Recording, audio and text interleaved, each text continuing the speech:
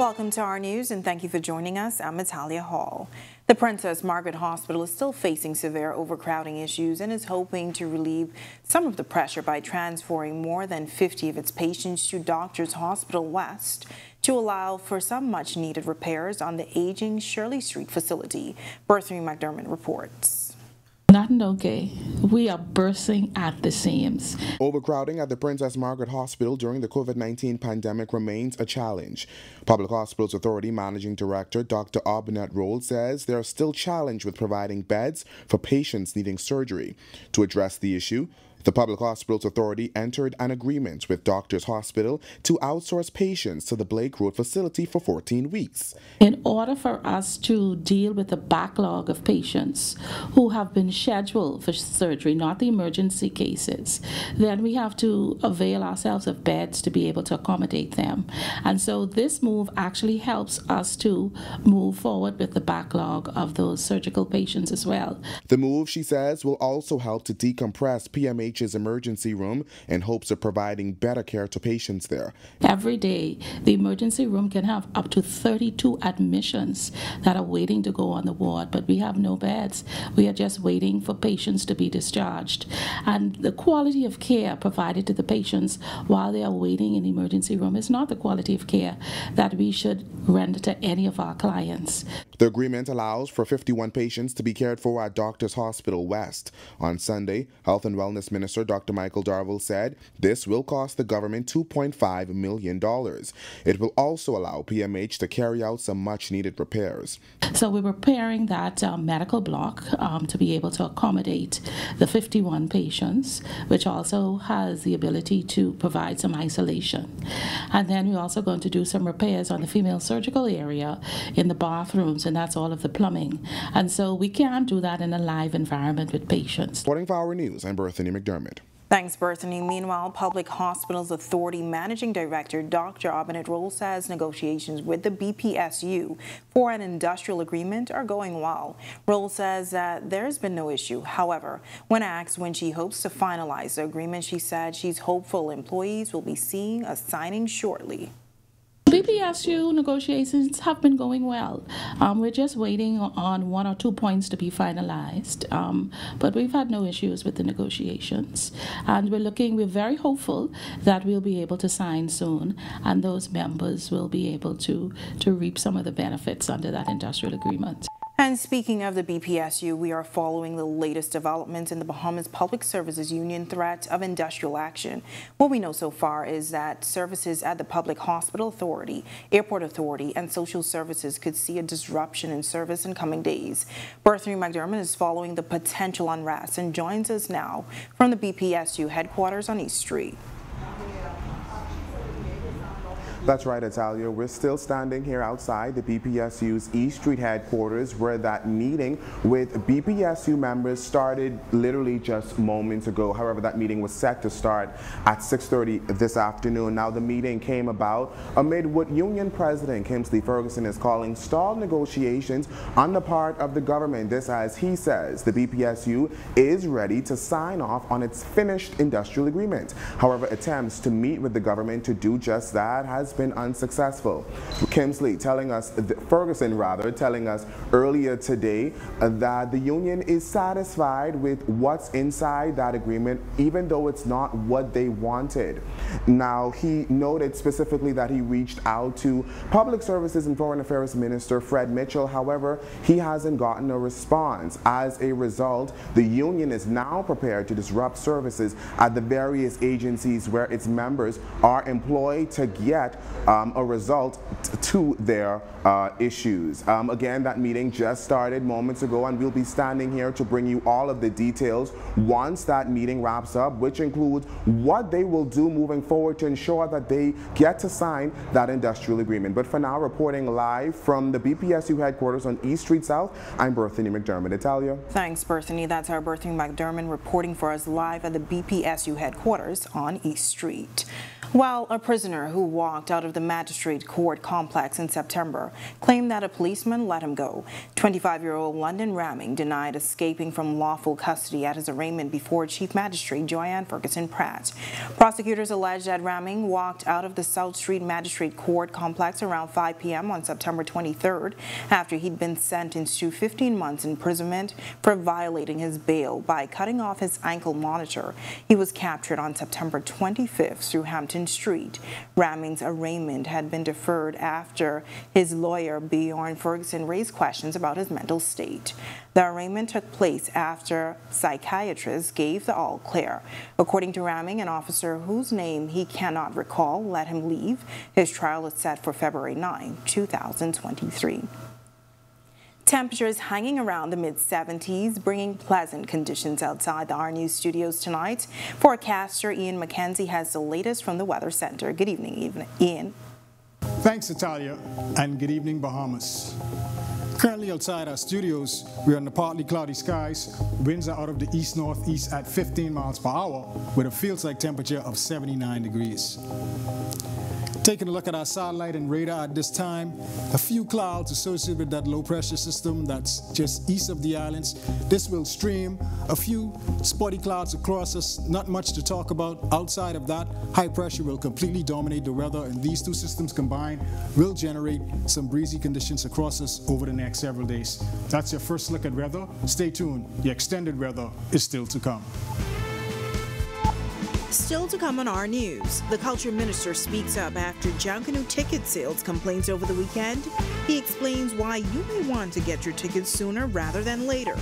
But first, the Teachers Union president breaks down some of the reasons behind a teacher shortage. And that's all coming up when Our News returns.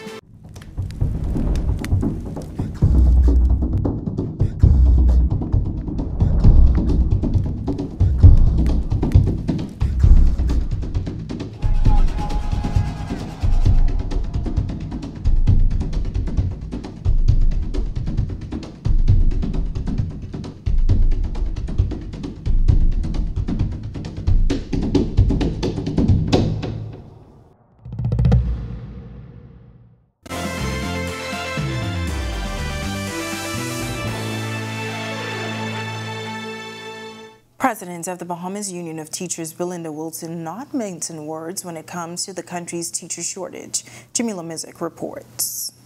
Education knows that there's a teacher shortage, but we still have teachers at home from May waiting to be placed. That's Bahamas Union of Teachers President Belinda Wilson, who says she's been constantly communicating with educational officials to get teachers in the classrooms. Just last month, Education Minister Glenys Hannah Martin addressed the issue of teacher shortages across the country, especially in core subjects, noting that a major concern is that many teachers are not willing to relocate to the Family Islands. Wilson disagrees. Teachers have requested to be reassigned to the Family Islands, and they've been turned down by the Department of Education.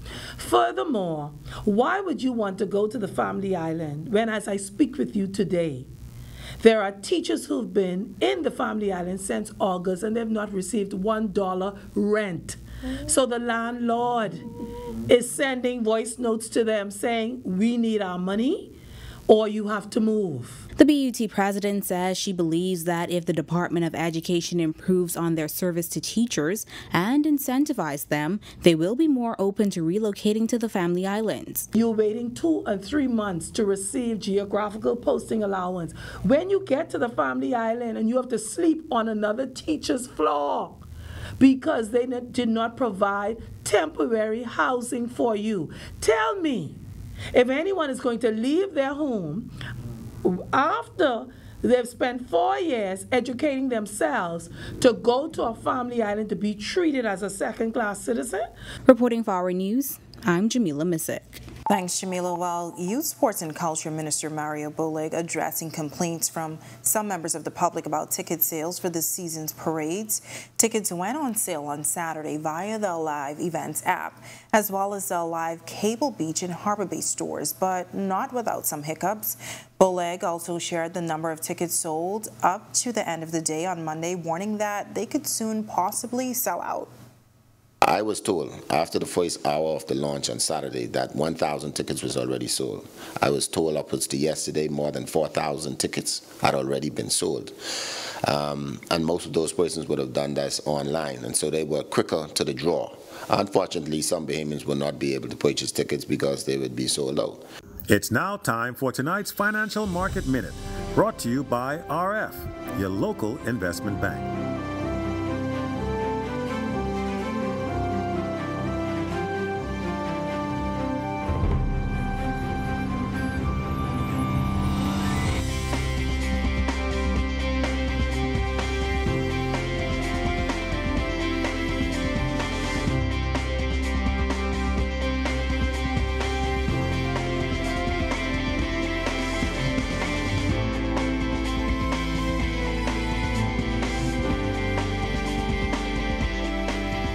This has been your Financial Market Minute.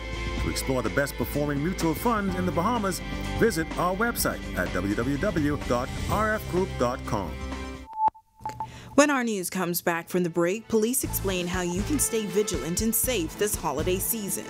Plus, coming up in sports for you this evening, the Bahamas just a bit short against the defending champions Curacao at the Caribbean Cup. In our one-on-one, we'll give you details on that. We'll also tell you how both DeAndre Ayton and Buddy Hield back in action. We'll give you details on their performances just ahead in sports. Still looking for a Christmas tree? Our News did the hard work for you. Our Christmas tree consumer report is straight ahead when Our News continues.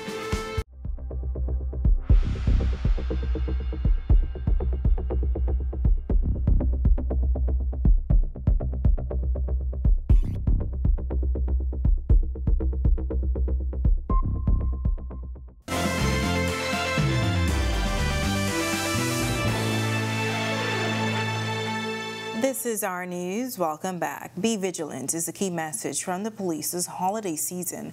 Press Liaison Officer Chief Superintendent Chrisling Skipping speaking exclusively with me today on holiday safety tips.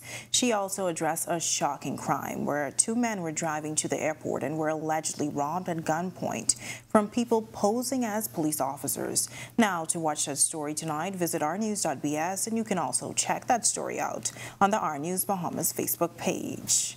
While in sports, Team Bahamas falling just short of another dramatic comeback at the 4th Caribbean Baseball Cup. Meanwhile, both DeAndre Ayton and Buddy Hield taking the floor in the NBA. Here's Marcellus Hall with a check on sports. All right, thanks, Natalia. Welcome to our sports, everybody. I'm Marcellus Hall, fresh off an exciting performance last night. Tom Brady, boy, I tell you what, not the biggest Tom Brady fan, but still excited to watch in person as I was able to catch a little bit of that game against the Saints. Meanwhile, though, locally on the home front, Bahamas national baseball team, they were in action going up against the defending champions Curacao at the 4th edition of the Baseball Cup at the new Andre Rogers Baseball Diamond. As usual, the Bahamas trying to get back in dramatic fashion. This time they came up just a bit short. Let's take a look. Night 2 of the 4th version of the Caribbean Baseball Cup at the Andre Rogers Baseball Diamond. Team Bahamas once again in action. This time going up against defending champions Curacao. Boy, I tell you what, Curacao came out firing. They scored 4 in the first, another 5 in the second, and would actually lead 10-0 going into the 5th inning. That's when the Bahamas would get things going offensively. They would score 6 in their frame, top half of the frame. Curacao would answer with a couple of runs. The Bahamas would add 3 more in the 8th to make it interesting, but Curacao would add 2 more runs in the bottom of the 8th and top of the 9th to make it a 12-10 ball game. Curacao holds on for the win. Bahamas falls to 1-1 in tournament play as the action gets set to continue at the Andre Rogers Diamond tomorrow night. As for some NBA news for you, DeAndre Ayton and the Phoenix Suns on the road against the Dallas Mavericks. Luka Doncic and crew, they came out firing at all cylinders. Dallas gets the win 130-111. As for DeAndre, he had a pretty good night. Finishes up with 9 of 11 shooting, 20 points, 8 rebounds, and 27 minutes on the floor. But as we said, it would come in a losing cause. Phoenix now falls to 16-8 so far on the year. Meanwhile, Buddy Hield and the Indiana Pacers on the road against the Golden State Warriors. This one would turn out to be much better in terms of wins and losses as far as Bahamians are concerned. Indiana pulling off the upset. 112 to 104 ends up being the final score. As for Buddy, 40 minutes played, 6 of 19 shooting. Boy, didn't have a great night from outside, though. 4 of 13 from three-point range. More importantly, they got the win. He has 17 points, 9 rebounds, and 5 assists in the contest. Indiana improves to 13-11. They're 2 games above 500. That's a good way for them to be at this point in time of the season. We'll continue watching their progress as the year goes on. And that is your check on sports here on this Tuesday. I'm Marcellus Hall. Back to you, Italia. Still ahead on our news tonight, are you still on the hunt for the perfect Christmas tree? Tonight's Consumer Report may have a few tips to make shopping a little easier. And these breezy conditions are a nice change. Your extended weather forecast is still to come right after this break.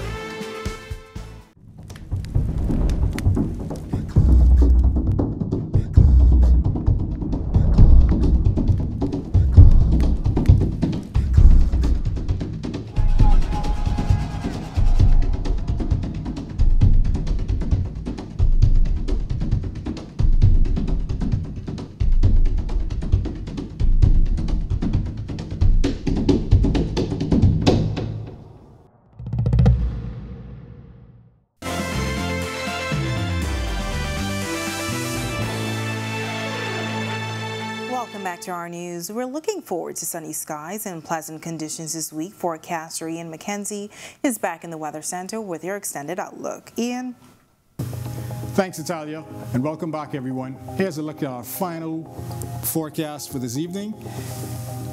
Out east of us, we still have that low-pressure system that will continue to spin, but generate some hazardous boating and beaching conditions across our area, mainly from Friday into early next week. So we're going to ask you, boaters and beachgoers, to refrain from entering the water and remain in port. Across the Bahamas, we have that high-pressure system. This will dominate the weather pattern, producing mostly stable conditions. For you boaters, small craft caution is in effect. Winds will be northeast to east at 15 to 20 knots. Your seas will be 4 to 7 feet, but up to 8 feet in those northeast to easterly swells. We have a low tide at 12:37 a.m. tomorrow morning. Here's a look at your national forecast.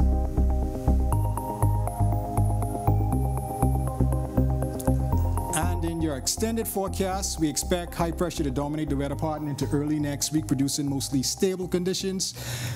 Temperatures will be in the low 80s for your high and for your mid to low 70s for your lows. That puts a wrap on your forecast for this evening. Thanks for joining us. Have a great week, everyone.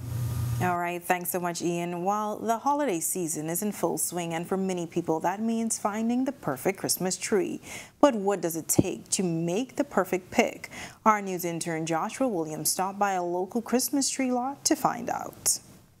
Ryan's Christmas tree garden has remained a staple in the tree selling business for years. This year is no exception, as they were the first to start selling trees in mid-November, making sure holiday enthusiasts were well supplied. One shopper giving her opinion on the perfect Christmas tree. I look for something that is like fluffy, something that is not too big or tall, because the space that we're working with is rather small. And so I really don't want to spend a whole lot on a Christmas tree, something that is affordable, something that is just, you know, nice and good looking, a good looking tree. Yeah, so I prefer a live one. I love the scent, the pine scent. It makes you feel like it's Christmas. This resident sharing her excitement on finally being able to get her natural pine tree. Yes, very excited. They smell so good, and I just can't wait to decorate it. When it comes to selling trees, business has been booming at the tree lot. The family-owned business operates 2 locations on Prince Charles Drive and Gladstone Road. The Prince Charles location, operated by a group of teenage cousins, says that business so far has been great and encourages residents to choose real over artificial. Business has been good, especially since we started from November 19th. Business has been rolling in since then, and it continued rolling. We just got a new trailer, so there was a big rush last night. It just brings more Christmas. Artificial tree have no smell or nothing. You could easily get out of the store, but in here you could walk through the aisles, see all the different trees, all the different heights, the sizes. When artificial trees come in, basically one size, and yeah, it feels more Christmassy. Reporting for our news, I'm Joshua Williams. All right, great story, Joshua, and thank you for joining us for our news tonight. On behalf of the entire team, I'm Natalia Hall.